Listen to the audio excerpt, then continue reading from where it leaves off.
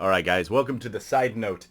This one is a quick one. It's just a little bit of background to a little bit of this Abishag Adonija thing.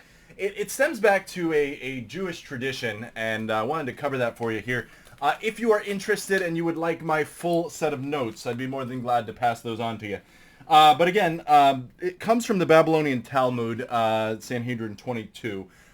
Basically what it is there's rabbi after rabbi after rabbi who kind of pass information down.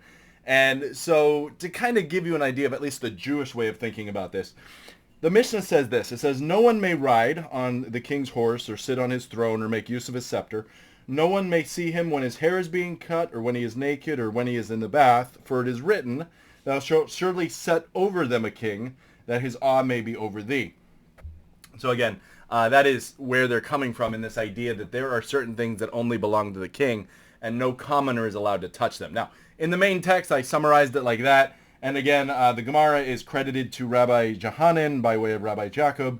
And so that is why Abishag was not permitted to anyone but Solomon, because Adonija was a commoner. And so if you're going after the concubine of a king, and remember, she would have been fairly young, so she might have been Solomon's age.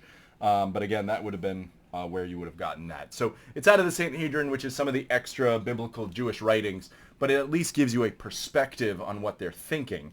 And so that's why that was weird. Now remember, the rule of thumb is if the original audience wouldn't have balked for a moment, then that means there's something we're missing.